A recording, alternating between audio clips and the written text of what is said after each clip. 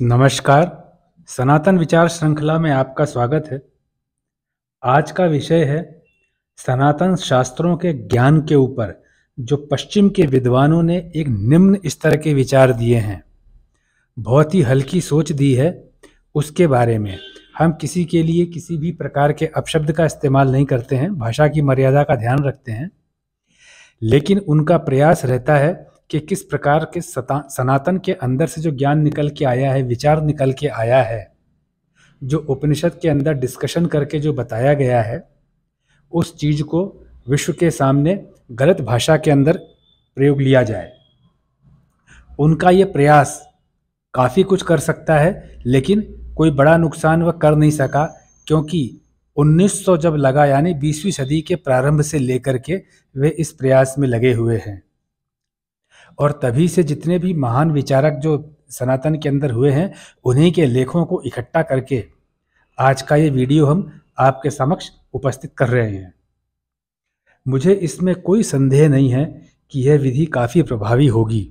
जिस प्रकार से पश्चिम के विद्वान सनातन को बदनाम करने का प्रयास करते हैं, यदि हिंदू धर्म को नष्ट करने में नहीं, तो कम से कम इसे विशेष रूप से वेदांत के गढ़ में ढकेलने में, मतलब कि वेदों का अंत हो चुका है, इसको किसी गड्ढे में धकेल दिया जाए।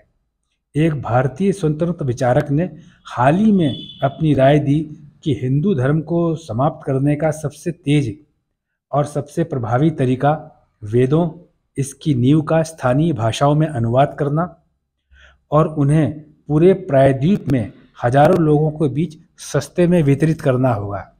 अर्थात जब आप इसको सस्ते में बेचेंगे, बिना पढ़े बिना समझे उसको कुछ भी आप लिख देंगे, वेदों के अंदर जो भी लिखा हुआ है, तो एक मजाक का विषय बनाने का एम बन जाएगा उनका, जिससे कि सनातन के विद्वानों को बदनाम किया जाए। यदि अपनाया गया अनुवाद यूरोपीय विद्वानों के काम पर आधारित होता है, तो मैं इस विचार की भली भांति कल्पना कर सकता हूं कि आने वाली पीढ़ियों का मन इन प्राचीन लेखों के बारे में कैसा होगा, क्योंकि जिस प्रकार से वे अपना स्पष्टीकरण देंगे, जिस प्रकार से वे वेदों के, उपनिषदों को, गीता को, ज्ञान को बताएंगे, उस प्रकार से लोग बागों के लिए वह एक मजाक का विषय रहेगा कि ये लोग कितने पिछड़े थे, जबकि इसकी असलियत वे नहीं बताएंगे। अभी आगे आप सुनेंगे। मुझे पूर्ण विश्वास है कि इस बात पर आम सहमति होगी और आप भी मेरे इस मत से पूरी तरह से सहमत होंगे कि मूर्खतापूर्ण और असत्य की भाषा का इससे अधिक स्थूल, अर्थहीन और भ्रमित संग्रह कहीं भी नहीं हुआ होगा, वह चाहे रचित या लिखा हुआ हो या फिर बोला हुआ हो। इस प्रकार की कहानियाँ वे हमारे जो सनातन शास्त्र हैं, जिनकी हम पूजा करते हैं, और अब जा कर के जिनको लोगों ने विचारना और मानना शुरू किया है, 1900 जब शुरू हुआ था, यानी 20वीं सदी के प्रारंभ से ही इस प्रकार के विचार उन लोगों के देखने सुनने में आ रहे थे। यदि मेरे इस प्रकार विरोध करने को बहुत अधिक हिंसक माना जाना चाहिए, तो मैं आपत्तिकर्ता से केवल इतना कहूँगा कि वह पहले मंडल के 29वें जो कण्व थे, घोड़ा के पुत्र, उन्होंने मारुत वायु वेगों को भजन का जो लिखा था उसको मैक्स मुलर द्वारा अनुवाद पढ़ना चाहिए। उन्होंने कितनी गंदी भाषा के अंदर शास्त्रों का मजाक उड़ाया है, और ईमानदारी से खुद के स्वयं से पूछ लें कि वह क्या इसका अर्थ निकाल सकता है। क्या मैक्स मुलर, जो कि अंग्रेजी भाषा जानता था, वह संस्कृत कैसे पढ़ा, और संस्कृत उसने सीखी कैसे? अगर उसने संस्कृत नहीं सीखी तो निश्चित रूप से उसने अपने मन से जो भी लिखा या किसी को पैसा दे करके लिखवाया, तो पृष्ठभूमि उसी की रही होगी कि इतना गंदा लिखना है। जो उन्होंने लिखा है उस पर हम यहाँ पे डिस्कस नहीं कर रहे हैं। इससे बाहर भाषा और छवियों को छोड़कर भी उनसे परे उस चीज़ को देखें जो कवि कहना चाह रहा है। अगर आप ऐसा पढ़ लेते हैं कि मैक्स मुलर ने क्या लिखा, जो सामने लिखा है, कण्व जो कि घोड़ा के पुत्र थे, उन्होंने वायु के देवताओं से जो मंडन के 29वें श्लोक में कहा है, और उसका अर्थ आप पढ़ते हैं और फिर मैक्स मुलर का लिखा हुआ पढ़ते हैं, तो दोनों में आपको लगेगा कि उसने जान करके एक भद्दा मजाक बनाने का प्रयास किया है। जो आपको अच्छा लगता है केवल वह सत्य नहीं होता। सत्य आपकी पसंद का भिखारी नहीं हो सकता। सत्य आपकी आवश्यकता है। सत्य को आपका सेवक बनने की आवश्यकता कभी नहीं थी और न वर्तमान में है। सत्य की बात न आप कर सकते हैं, भविष्य की बात न आप कर सकते हैं और न मैं करना चाहता हूँ। मेरा ऐसा कथन है कि अगर मान लीजिए कि कोई भी पश्चिम के विद्वान हैं, वह कहते हैं कि उनको ऐसा अच्छा लगा इसलिए उन्होंने ऐसा लिखा, तो सत्य वही नहीं है जो उनको अच्छा लगता है। सत्य कभी भी आपको प्रसन्न करने के लिए अपना स्वरूप नहीं बदलेगा। सत्य को आपकी आवश्यकता नहीं है, आपको सत्य आपकी आवश्यक है। आपको स्वयं को सत्य की आवश्यकता है। सत्य कभी भी आपको सामने प्रस्तुत नहीं हो सकता है। उसको आपका सेवक बनने की आवश्यकता नहीं है, ना तो वर्तमान में थी। अब भविष्य की बात कोई नहीं कर सकता है, इसलिए मैं यहाँ पर करना मैं भी नहीं चाहता हूँ।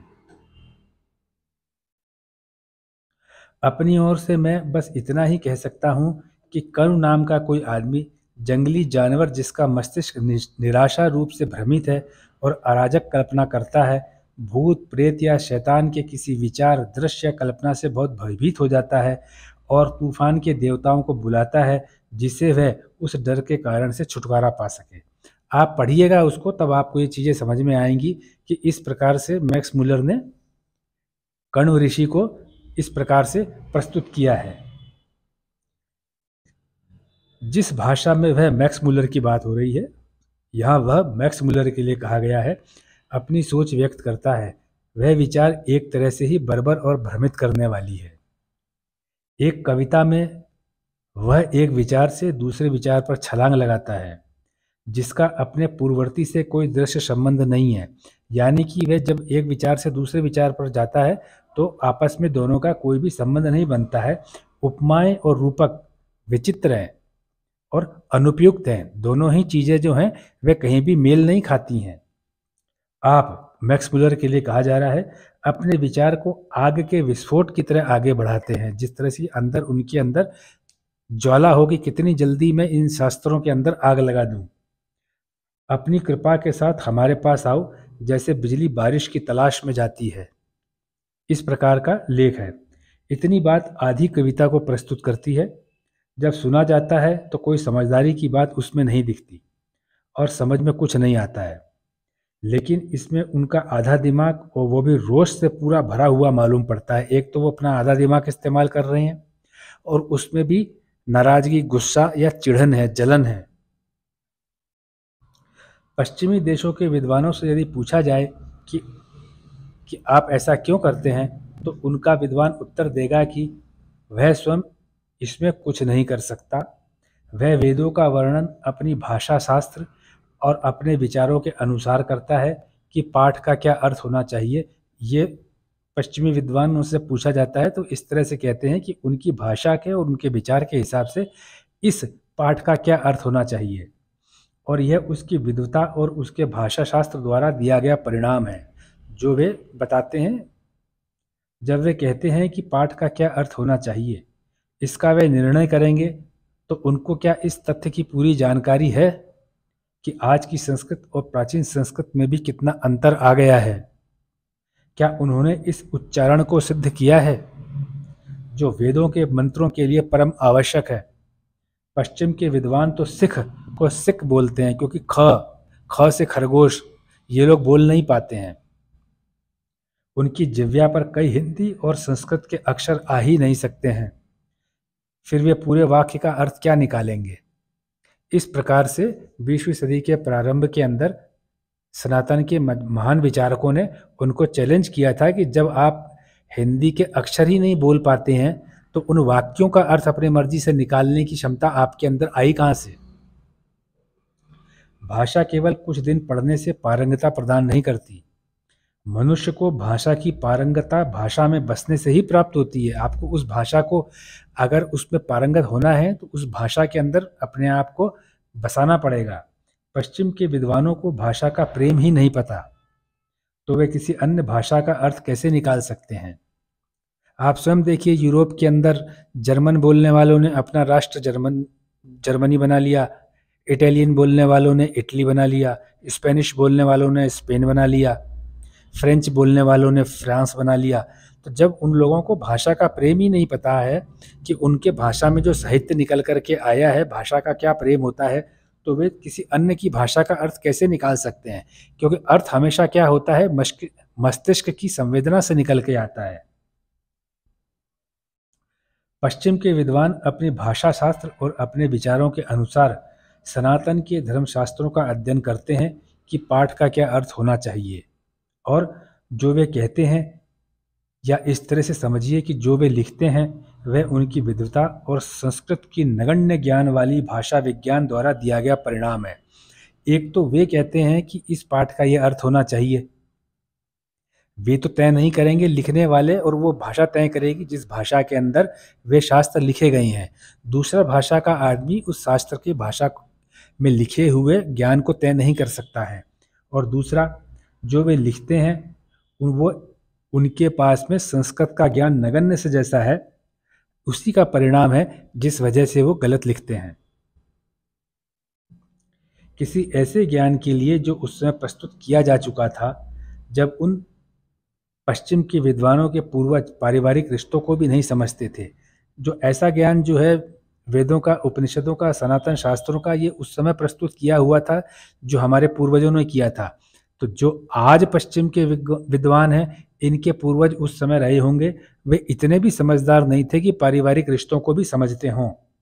उनके पूर्वज जब कुछ भी नहीं जानते थे, यहाँ कुछ भी का अर्थ कुछ भी ही है, कुछ भी नहीं जानते थे मतलब उदाहरण देने की जरूरत नहीं है, उदाहरण देने की आवश्यकता नहीं है कि वे क्या क्या नहीं जानते थे। वे कुछ भी नहीं जानते थे, जानने में उनके पास में कुछ भी नहीं था। तो वे कुछ भी नहीं जानते थे, तो कहने का अर्थ हुआ कि उनको किसी भी प्रकार के विचार को सुनने समझने की आदत भी नहीं थी। अगर आदमी कुछ जानता ही नहीं है तो वो किसी विचार को न तो सुनेगा न समझ सकेगा। उस समय के भी हजारों वर्ष पूर्व हमारे पूर्वजों ने, जिन्हें हम ऋषि, महर्षि, मुनि, संत, तपस्वी आदि कहते हैं, उन लोगों ने यह सब लिख दिया। और उसके बाद में आज आप अपनी कमी की वजह से, जब आप उस भाषा के मास्टर या उसमें पारंगत नहीं है, फिर भी आप उसको गलत तरीके से लिखते हैं, ये आपकी गलती है, ऐसा हम यहाँ पर कहना चाह रहे हैं। जिस पर आज जाकर मेटाफिजिक्स फिलोसॉफी का सिद्धांत बनाया जा रहा है। जो मेटाफिजिक्स फिलोसॉफी है, उसके सारे के सारे जो प्रश्न हैं, वे सारे के सारे प्रश्न के उत्तर उपनिषद में मिलते हैं। उन पश्चिमी विद्वानों को इस पर भी किसी प्रकार का असंतोष नहीं है कि हमने गलत किया है, उनको कोई दुख भी नहीं है, ग्लानि भी नहीं है। वे अब भी प्रसन्न है कि उनका सनातन शास्त्रों का चित्रण गलत है, तो क्या हुआ, भारतीयों की एक बड़ी संख्या तो उनका कहा मानती भी है, क्योंकि जो लोग उनके ही पढ़ते हैं वे उनको पढ़ करके उनसे सनातन सीखते हैं। जो भारतीय हैं, जो भारतीय लोग हैं, हिंदू हैं, सनातनी हैं, वे उनसे पढ़ करके सीखते हैं और कहते हैं कि हाँ, वास्तव में हमारे पूर्वजों को कुछ भी नहीं आता था, उन्होंने कुछ भी लिख दिया है। तो उनके लिखे को सही साबित करने के लिए बहस भी करते हैं। जो बहुत बड़ी संख्या है भारतीयों की, वो उन पश्चिमी विद्वानों को पढ़ती है और उनको ही सही साबित करने के लिए बहस करती है कि इसका अर्थ बताओ। अब इसका अर्थ कैसे कोई बता सकता है कि मन तो बहुत चलता है? मन तो कहीं नहीं चलता, कहीं किसी को चलता हुआ दिखता है क्या? लेकिन हजारों सालों से ये वाक्य प्रयोग हो रहा है। अब इस पर कोई किसी का मजाक बनाना चाहे तो कैसे मजाक बना सकता है? इस प्रकार से सनातन शास्त्रों का गलत अनुवाद करने पर उन पश्चिमी विद्वानों का भी कोई दोष नहीं है, क्योंकि कोई भी मनुष्य अपनी बुद्धि के अनुसार ही तो कार्य कर सकता है। हम किन्हीं लोगों से वही आशा कर सकते हैं जो वे कर सकते हैं। अगर आप किसी को कोई काम जानता है, उसी से तो वह काम करा सकते हैं। अगर वह कर ही नहीं सकता तो उससे काम पूरा करने की आशा भी नहीं कर सकते। अगर उन विद्वानों का पूर्ववर्ती सम्राट बर्बर रहा है, ये जो पश्चिमी विद्वान है, इनका पूर्ववर्ती समाज अर्थात उनके पूर्वज बेहद बर्बर रहे हैं। मन और हृदय में सभ्यता का विकास आधा ही हो पाया है। उनके मन में अभी भी अपने ही समाज की पृष्ठभूमि बैठी हुई है। अभी उनका विकास जो है वे पूरी तरह से सभ्य नहीं बने हैं। तो उनके परिणामों में इसका असर अवश्य दिखेगा। तो जो वे लिखेंगे उसके अंदर इसका असर दिखेगा, क्योंकि वे बर्बर थे। उनको दूसरे को दुख पहुंचाने में, दूसरे को छोटा बताने में, दूसरे से को देख करके हीनता महसूस होती है तो वो हीन दूसरों को दे सकते हैं। तो इसलिए दूसरों को हीन बताने में क्योंकि स्वयं को हीनता महसूस हो रही है तो ये परिणाम उनसे आएगा ही आएगा। ऐसा तो होता ही है और ऐसा होना कुछ भी गलत नहीं है क्योंकि ये तो मानव का स्वभाव है। जिसमें हीनता की भावना पैदा होगी वो दूसरे को हीन पहले बताएगा। यह तो हमें विचार करना है कि हमको अपने खुद के धर्मशास्त्र किसके ज्ञान के आधार पर समझने हैं। हम अपने ही धर्मशास्त्र उनसे समझेंगे या हम स्वयं समझेंगे, ये हमें विचार करना है। भारतीयों को अब समझ में आ रहा है कि जिस प्रकार एक वैज्ञानिक अपने प्रयोग का परीक्षण करता है और उसके परिणामों को स्थापित करता है, एक्सपेरिमेंट और ऑब्जर्वेशन की बात हो रही है, उसके बाद ही संसार में उस वैज्ञानिक के सिद्धांत को मान्यता मिलती है। लेकिन उस सिद्धांत को मान्यता मिलती तो है क्योंकि उसने एक्सपेरिमेंट किया, ऑब्जर्वेशन नोट किया, रिजल्ट नोट किया और दुनिया को बताया कि इसका रिजल्ट ऐसा आता है। तो जो उसने प्रिंसिपल दिया, जो उसकी थ्योरी को लोग बाग एक्सेप्ट करते हैं, उसी प्रकार से जो सनातन श्रृंखला में भी महान विद्वान हुए हैं, उन्होंने और उनके शिष्यों ने वेदों के और उपनिषदों के कथनों को भी कई बार समाज के परीक्षण में लिया है और अनेक बार स्थापित किया है। इसलिए पश्चिम के विद्वानों के शब्दों को अंतिम शब्द नहीं माना जा सकता कि सनातन शास्त्रों में कुछ भी सही लिखा हुआ नहीं है, ऐसा पश्चिम के विद्वान कहते हैं, क्योंकि हमने भी इसके ऊपर पूरी मेंटल ट्रायल की है। क्योंकि हमारे सिद्धांत समय के द्वारा भी परखे जा चुके हैं। ये 10-20 हजार साल पुरानी बात है, ये आज की बात नहीं है, तब से चले आ रहे हैं। ये वैज्ञानिक का परीक्षण तो आदमी जीता ही 100 साल है, तो कितने साल वो परीक्षण कर सकता है। और हम परीक्षण में सफल ही हुए हैं। फिर केवल पश्चिम कथन ही अचूक कैसे हो सकता है? ऐसा हमारे जो सनातन के विद्वान हैं बहुत सरल भाषा में समझाते हैं कि जब समय द्वारा हमारे विचार को परखा जा चुका है और कई हजारों वर्षों तक परखा जा चुका है, तो किसी एक दूसरे समाज के इसको गलत बताने से उसको सही कैसे मान लिया जाए कि वह आदमी सही बोल रहा है। हमको अच्छी तरह से पता है कि मुगल काल में भारतीयों को धन का लालच देकर कई संदर्भ सनातन श्रृंखला में जुड़वाए गए हैं, जो कि पुरातन नहीं है, पहले से नहीं चले आ रहे थे। मुगल काल में उनसे अलग अलग ग्रंथों में चीज़ें जुड़वाई गई हैं। उनका तिरस्कार केवल पिछले 50 से 100 वर्षों में हो चुका है। उन चीज़ों को लोग बाग समझ गए थे, जो भी विद्वान हैं, कि ये चीज़ें जो हैं जानबूझ करके जुड़वाई गई हैं। वे आज वे अंश कहीं कहीं पढ़ने को मिल भी जाते हैं, कहीं कहीं किसी किसी चीज़ के अंदर वे अंश मिल जाते हैं, अन्यथा वे चीज़ें लोग बाग भूल चुके हैं कि जब इतना बड़ा ज्ञान का कोश हो सकता है तो उसके अंदर ऐसी सड़ी गली बातें लिखने वाले ऋषि कभी नहीं मिलेंगे और उनको स्थान कभी नहीं मिलेगा। लेकिन वे इतने प्रभावी नहीं हैं कि सनातन शास्त्रों के सजातीय हो सकें। जो जोड़ा गया गलत चीज़ मुगल काल में, वे सनातन शास्त्रीय भाषा के सजातीय उनके साथ में पूरी तरह से मेल नहीं खा सकते। वो दादागिरी के ऊपर कुछ समय तक चला सकते हैं, लेकिन वे लंबा स्वयं नहीं चल सकते, अर्थात मिलकर कहीं हमारे शास्त्रों में छुप सकें और वे बार बार निकल कर के आएँ। क्योंकि वो बिल्कुल ही जिस प्रकार से चावल के अंदर से कंकर छट के अलग हो जाता है, इस प्रकार से सनातन शास्त्रों के विचारों से वो भी छट के अलग हो गए अपने आप। आज मैं आपके सामने एक प्रश्न छोड़ता हूँ कि क्या यूरोपीय लोगों का भाषा शास्त्र इतना उत्तम और अचूक है कि हमें उनके परिणामों की समीक्षा करने और उन पर सवाल उठाने से रोक सके? क्या उनका भाषा शास्त्र, जिसे फाइलोलॉजी बोलते हैं, क्या वो इतना महान है कि हम उनके द्वारा हमारे शास्त्रों के बारे में जो गलत लिखा गया है, हम उसके ऊपर प्रश्न भी ना उठा सकें और हम उनको ऐसा का ऐसा ही मान लें कि जैसा उन्होंने लिखा है? फिर हम भारतीय अपनी गौरवमयी विरासत को अपनाने से दूर खड़े होकर क्यों किसी आश्चर्य होने का इंतजार करते हैं कि कोई आश्चर्य हो जाए? आश्चर्य तो यह है कि हम अपनी संस्कृति और अपनी ही सभ्यता को, जो प्राचीनतम सभ्यता है, उसके सिद्धांतों पर विश्वास और अनुसरण करने के लिए, उसको तर्कसंगत मानने के लिए पश्चिम विद्वान को पढ़ते हैं कि जो हमारी सबसे प्राचीनतम सभ्यता है, हमारी संस्कृति बहुत महान है, उसके अंदर जो सनातन शास्त्र हैं, उसके सिद्धांतों पे हम विश्वास करें, उसको पालन करें, तर्कसंगत उसको माने, तो हम ये देखते हैं कि विदेशी इस चीज़ को एक्सेप्ट करते हैं तब तो ये अच्छा है, अगर एक्सेप्ट नहीं करते हैं तो ये सही नहीं है। हम अपनी ही चीज़ को दूसरे से एक्सेप्ट करने के बाद में क्यों एक्सेप्ट करेंगे? जो हमारी है वो तो हमारी ही है ना, ये हमारी मूल धरोहर है। दूसरे इसको गलत बोलते हैं, हम उनका सहारा क्यों बने? हम तो उनके लिए कुछ गलत बोलते ही नहीं हैं। आपने सुना होगा प्रारंभ से लेकर के अब तक मैं जो भी बोल रहा हूँ उसमें मैंने भाषा की मर्यादा का ध्यान रखा है। मैंने उनके लिए किसी के लिए भी गलत शब्द का इस्तेमाल नहीं किया है और उन्हीं पर विश्वास करते हैं।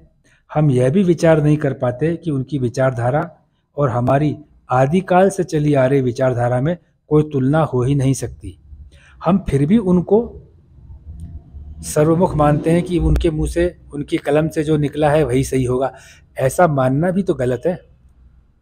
हम उनको गलत ना बोलें, लेकिन केवल ऐसा क्यों माने कि उनके कलम से जो निकला है वही सही होगा, उनके जो मुख से निकला है वही सही होगा।